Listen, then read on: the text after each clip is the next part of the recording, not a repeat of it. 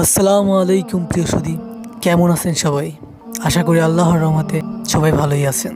হযরত লুকমান আলাইহিস সালাম ছিলেন একজন প্রজ্ঞাবান ব্যক্তি, যিনি তার সন্তানকে গুরুত্বপূর্ণ উপদেশ দিয়েছিলেন। তিনি তার ছেলেকে বলেছিলেন, আল্লাহর সঙ্গে কখনো কাউকে শরীক করো না, এটি সবচেয়ে বড় পাপ।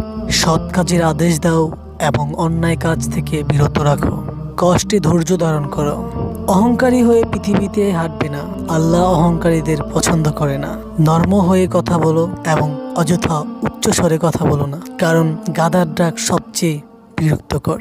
এই উপদেশ আমাদের শিখায় নর্মতা, ধৈর্য, আল্লাহর উপর ভরসা এবং সঠিক পথে চলার গুরুত্ব। হযরত ইউনূস আলাইহিস সালাম আল্লাহর নির্দেশে একটি কওমকে সতর্ক করেছিলেন, কিন্তু তারা ঈমান আনেননি। রাগ করে তিনি তাদেরকে ছেড়ে চলে যান এবং একটি জাহাজে উঠে যান। জাহাজে জ্বর হলে তিনি সমুদ্রের পানিতে পড়ে যান এবং একটি বড় মাছ তাকে গিলে ফেলে। তখন তিনি আল্লাহর কাছে দোয়া করেন, হে আল্লাহ, আপনি ছাড়া আর কোনো মাবুদ নেই, আপনি পবিত্র, আমি অবশ্যই অন্যায়কারীদের মধ্যে একজন। এই দোয়ার ফলে আল্লাহ তাকে ক্ষমা করে দেন এবং মাছ তাকে তীরে ফেলে দেয়। এই গল্প আমাদের শেখায়, আল্লাহর কাছে তওবা করলে তিনি ক্ষমা করেন।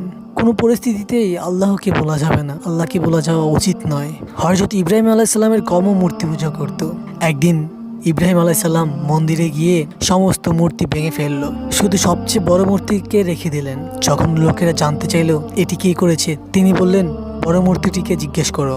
তারা বলল, মূর্তি তো কথা বলতে পারে না। তখন ইব্রাহিম আলাইহিস সালাম বললেন, তাহলে তোমরা কেন এমন কিছুর পূজা করো যা তোমাদের কোনো উপকার বা ক্ষতি করতে পারে না? তারা লজ্জিত হলেও তাদের অহংকারের কারণে ঈমান আনেনি।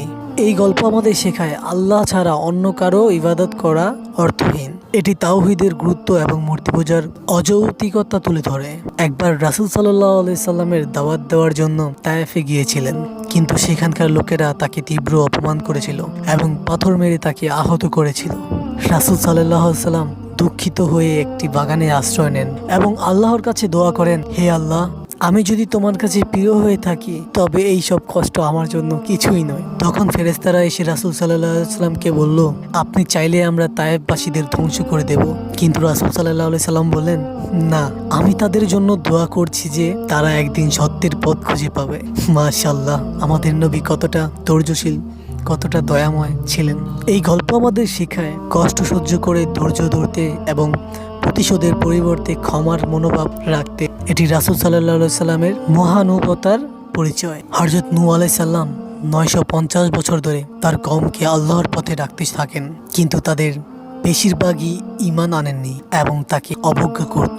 অবশেষে আল্লাহর নির্দেশ, তিনি একটি নৌকা তৈরি করেন। আল্লাহর শাস্তি হিসাবে এক মহাপ্লাবন আসে এবং যারা নৌকায় উঠেছিল তারা রক্ষা পায়, আর যারা ঈমান আনেননি তারা ডুবে যায়।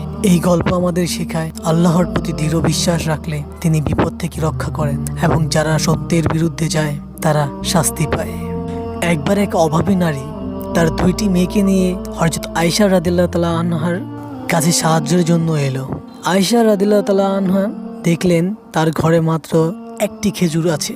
তিনি সেই খেজুরটিকে সেই মহিলার হাতে তুলে দিলেন। মহিলা তার মেয়েদের ডেকে খেজুরটি সমান ভাগে 2 মেয়েকে ভাগ করে দিলেন এবং নিজে কিছুই খেলেন না। এই ঘটনা দেখে হযরত আয়েশা রাদিয়াল্লাহু তাআলা আনহা এতটাই মুগ্ধ হলেন যে তিনি রাসূল সাল্লাল্লাহু আলাইহি সাল্লামকে এই সম্পর্কে জানালেন। রাসূলুল্লাহ সাল্লাল্লাহু আলাইহি সাল্লাম বললেন, যে ব্যক্তি তার মেয়েদের প্রতি এত দয়া ও প্রদর্শন করে এবং তাদের ভালোবাসে, আল্লাহ তাকে জান্নাতে প্রবেশ করাবেন। একবার হযরত আলী রাদিয়াল্লাহু তাআলা আনহুর বাড়ি থেকে একটি বর্ম চুরি হয়ে যায়। কিছুদিন পরে তিনি দেখলেন যে সেই বর্মটি একজন ইহুদির কাছে আছে। তিনি ইহুদিকে বললেন, এটি আমার বর্ম। ইহুদি বলল, না, এটি আমার বর্ম। হযরত আলী রাদিয়াল্লাহু তাআলা আনহু তখন কাদির বিচারকের কাছে বিচার চাইলেন। বিচারক হযরত আলী রাদিয়াল্লাহু তাআলা আনহুকে বললেন, আপনার কাছে কি এর সাক্ষী বা প্রমাণ আছে যে এটি আপনার বর্ম? হযরত আলী রাদিয়াল্লাহু তাআলা আনহু বললেন, আমার সাক্ষী আমার ছেলে হাসান এবং আরেকজন। বিচারক বললেন, ইসলামের সন্তানের সাক্ষী গ্রহণযোগ্য নয়। তখন বিচারক রায় দিলেন, বর্মটি ইহুদির। ইহুদি এই ন্যায় পরায়ণতা দেখে এতটাই মুগ্ধ হলেন যে তিনি ইসলাম গ্রহণ করলেন এবং বললেন, আসলে বর্মটি আপনার, কিন্তু আপনার ন্যায় বিচারে মুগ্ধ হয়েছি। এই গল্প আমাদের শেখায়, ন্যায় বিচার সর্বদা প্রতিষ্ঠা করা উচিত, এমনকি নিজের বিরুদ্ধে হলেও। এটি ইসলামের ন্যায় পরায়ণতার একটি উজ্জ্বল উদাহরণ। হযরত ইব্রাহিম আলাইহিস সালামকে আল্লাহ তার প্রিয় সন্তান ইসমাইল আলাইহিস সালামকে কুরবানি করার আদেশ দেন। এটি ছিল আল্লাহর পরীক্ষা। হযরত ইব্রাহিম আলাইহিস সালাম আল্লাহর নির্দেশ মেনে ইসমাইলকে কোরবানি করতে রাজি হন।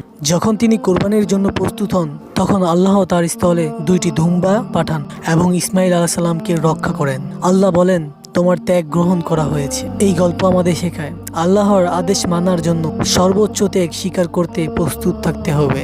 এটি আল্লাহর প্রতি বিশ্বাস এবং তার নির্দেশে আত্মসমর্পণের গুরুত্ব তুলে ধরে।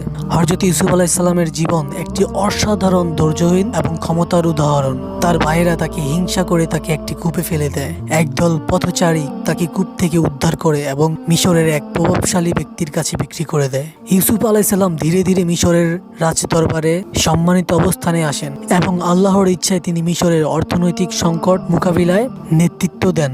একদিন তার সেই ভাইয়েরা যারা তাকে কূপে ফেলে দিয়েছিল খাদ্যের জন্য তার কাছে আসে। তারা প্রথমে চিনতে পারেনি যে ইউসুফ আলাইহিস সালাম তাদের সামনেই দাঁড়িয়ে আছেন, কিন্তু ইউসুফ আলাইহিস সালাম তাদের চিনতে পেরে তাদের প্রতি রাগান্বিত হননি, বরং তিনি বললেন, আজ তোমাদের কোনো দোষ নেই, আল্লাহ তোমাদের ক্ষমা করুন, তিনি দয়ালু। এই গল্প আমাদের শেখায় ধৈর্য ধরা এবং প্রতিশোধ না নিয়ে ক্ষমা করা আল্লাহর প্রিয় কাজ। এটি সবার জন্য ক্ষমাশীলতা ও ধৈর্যের একটি দৃষ্টান্ত। হযরত সালেহ আলাইহিস সালামকে আল্লাহ একটি কওমের কাছে রাসূল হিসেবে পাঠান। তারা আল্লাহর উপাসনা থেকে মুখ ফিরিয়ে মূর্তি পূজা করত। তারা সালেহ আলাইহিস সালামের কাছে প্রমাণ চাইল যে তিনি আল্লাহর রাসূল। আল্লাহর নির্দেশে একটি বিশাল উট তাদের জন্য একটি পাথর থেকে বের করে আনা হলো, কিন্তু তারা ঈমান আনলো না এবং সেই উটকে হত্যা করে ফেলে। তাদের এই অপরাধের কারণে আল্লাহ তাদের উপর ভয়ঙ্কর শাস্তি পাঠান, কিন্তু যারা ঈমান এনেছিল তারা রক্ষা পায়। এই গল্প আমাদের শেখায় আল্লাহর আদেশ অমান্য করা এবং অহংকার করা বড় পাপ। ঈমানের পথেই শান্তি এবং কল্যাণ নিশ্চিত। হযরত খাদিজা রাদিয়াল্লাহু তাআলা আনহা ছিলেন ইসলামের প্রথম নারী যিনি ইসলাম গ্রহণ করেন। রাসূল সাল্লাল্লাহু আলাইহি সাল্লামের নবুয়তের শুরুতে তিনি সর্বোচ্চ সমর্থন এবং সহযোগিতা প্রদান করেন। মক্কার কুরাইশরা যখন রাসূল সাল্লাল্লাহু আলাইহি সাল্লামের বিরুদ্ধে চরম বিরোধিতা শুরু করে তখন খাদিজা রাদিয়াল্লাহু তাআলা আনহা নিজের সমস্ত সম্পদ ইসলামের প্রচারে উৎসর্গ করেন। কঠিন সময়ে তার ধৈর্য এবং সহযোগিতা রাসূল সাল্লাল্লাহু আলাইহি সাল্লামকে মানসিক শক্তি যোগায়। এই গল্প আমাদের শেখায় ভালো কাজে সর্বোচ্চ দিয়ে সহযোগিতা করা এবং কঠিন সময়ে সাহসিকতা দেখানো কতটা গুরুত্বপূর্ণ।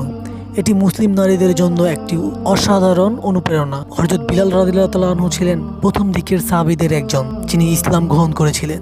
তিনি একজন দাস ছিলেন এবং ইসলাম গ্রহণ করার কারণে তার মালিক উমাইয়া ইবনে খালদ তাকে নির্মম নির্যাতন করত।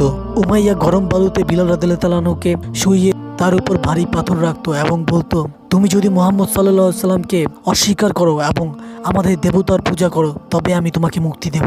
কিন্তু বিলাল রাদিয়াল্লাহু তাআলা আনহু দৃঢ়তার সাথে শুধু বলতেন, আহাদ আহাদ আহাদ, অর্থাৎ একমাত্র আল্লাহই ইবাদতের যোগ্য। মাশাআল্লাহ মাশাআল্লাহ। যতই নির্যাতন বাড়ত তার ঈমান ততই শক্তিশালী হয়ে উঠত।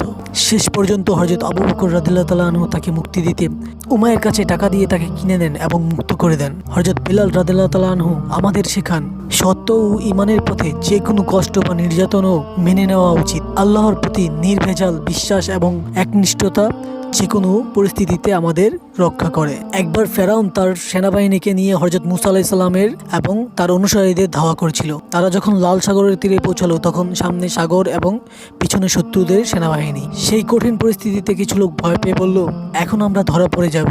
কিন্তু হযরত মুসা আলাইহিস সালাম দৃঢ়তার সাথে বললেন, কখনোই নয়, আমার সাথে আমার প্রভু আছেন, তিনি অবশ্যই আমাকে পথ দেখাবেন। অতঃপর আল্লাহর নির্দেশে তিনি লাঠি দিয়ে সাগরে আঘাত করেন এবং সাগর দুই ভাগ হয়ে মুসা আলাইহিস সালাম ও তার অনুসারীরা নিরাপদে পার হয়ে যান। আর যখন ফেরাউন তাদের পিছনে পিছনে ধাওয়া করছিল তখন সমুদ্রের সমস্ত পানি তাদেরকে গ্রাস করে তাদেরকে ডুবিয়ে মেরে ফেলে। এই গল্প আমাদের শেখায় আল্লাহর উপর ভরসা রাখলে তিনি সব সময় পথ দেখান এবং বিপদ থেকে মুক্তি দেন।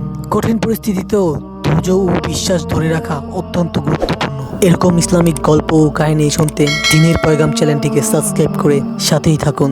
ভালো থাকবেন সবাই। আসসালামু আলাইকুম ওয়া রাহমাতুল্লাহি ওয়া বারাকাতুহু।